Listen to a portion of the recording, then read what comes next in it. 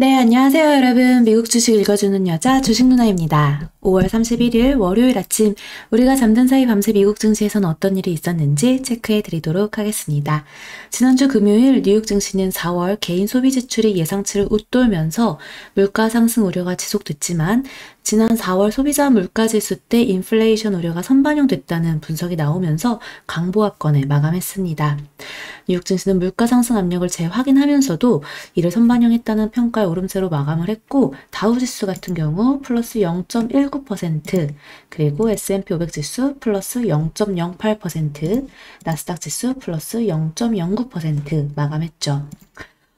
지난주를 봤을 때 다우지수랑 S&P 500 지수는 1%가량 올랐다라고 볼 수가 있고요.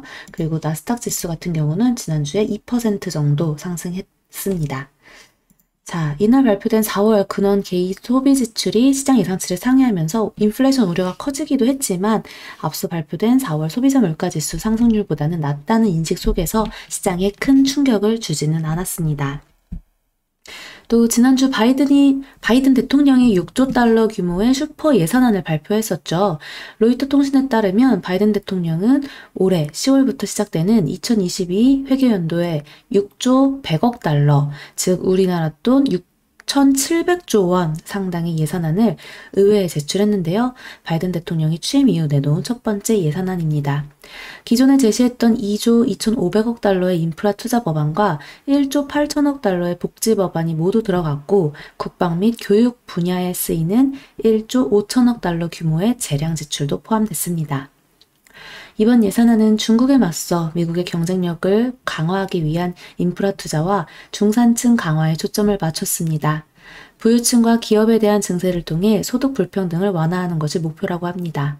대통령 예산안에는 정책적 우선순위가 반영되는데 바이든 대통령은 인프라 투자와 사회 안정망 확대, 그리고 소득 불평등 완화에 중점을 뒀습니다. 10년간 3조 6천억 달러, 즉 약 4천조 원에 달하는 부자 증세에도 시동을 걸었습니다. 핵심 타깃은 대기업과 고소득층이라고 하네요. 6조 100억 달러 규모의 2022년 예산안 발표와 맞물린 것으로 그간 언론을 통해 증세 계획이 간간히 보도됐었는데요. 바이든 정부가 종합적인 구상을 공개한 것은 이번이 처음입니다. 큰 틀로 보면 세 가지 증세안입니다. 먼저 대기업의 법인세 최고 세율은 현행 21%에서 28%로 올립니다.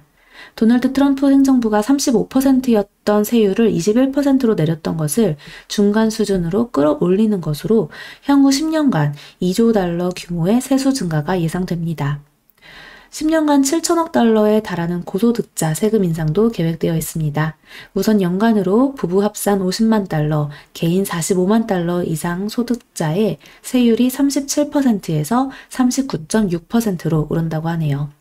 또 1년 이상 보유한 자산에 대한 자본이득이 100만 달러 이상인 개인에 대한 자본이득세를 현행 20%에서 39.6%로 대폭 올리기로 했습니다. 이번 주 뉴욕 증시는 고용지표와 제롬 파월 연방준비제도 의장이 연설을 지켜보는 가운데 숨고르기 장세가 되지 않을까 예상해봅니다. 오늘 밤 미국 증시가 메모리얼 데이로 휴장하면서 관망세가 짙을 것으로 보여집니다. 그리고 보통 6월부터 미국의 휴가 시즌이 본격적으로 시작되기 때문에 통계적으로 여름에는 증시가 지지부진할 때가 많았습니다. 지난주 발표된 4월 개인 소비 지출이 1992년 이후 최고치를 기록하면서 인플레이션이 가속화되고 있음을 또 확인했는데요. 다만 증시 악재는 아니었다는 평가인데 문제는 물가 상승률인 듯 보입니다.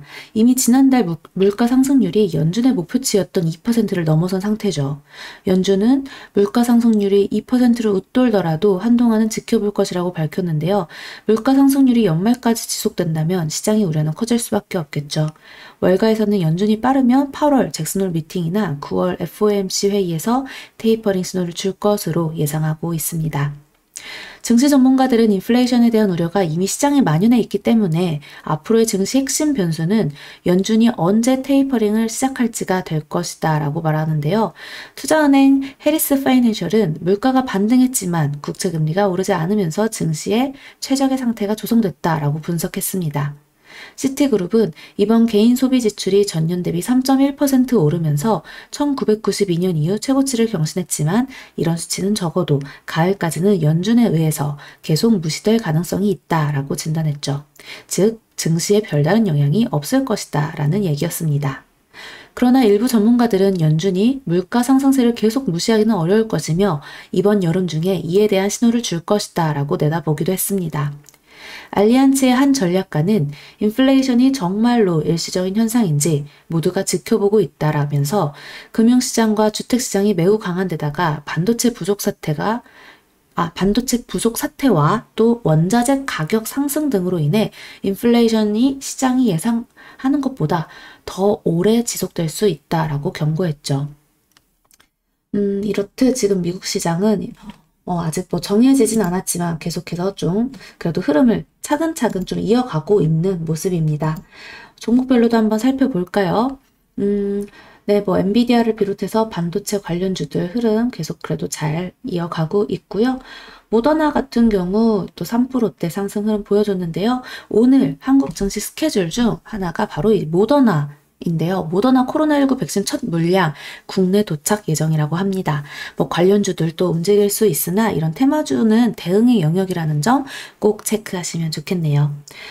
오늘은 영국과 미국장 모두 31일 메모리얼 데이로 금융시장은 휴장인 점 참고하시면 좋을 것 같아요. 특별히 이렇게 크게 특징적인 것들은 보이진 않았습니다. 우리 또 오늘은 새로운 한 주의 시작 월요일이죠. 어제 또 저랑 같이 일요일장 라이브 방송 때 공부하면서 우리 오늘장 준비했잖아요. 좀 천천히 한번 흐름 지켜보면서 오늘도 외국인과 기관의 포지션 체크하면서 대응해보면 어떨까 싶네요. 우리 오늘장도 화이팅 해봅시다. 그럼 오늘 미국 증시 마감 브리핑은 여기까지 할게요. 이따 또 장중 라이브 12시에 찾아뵙겠습니다. 영상 재미있게 봐주신 분들 구독과 좋아요 그리고 알람 설정 댓글도 많이 부탁드립니다. 이상 주식 알려주는 여자 주식누나였습니다. 또 만나요.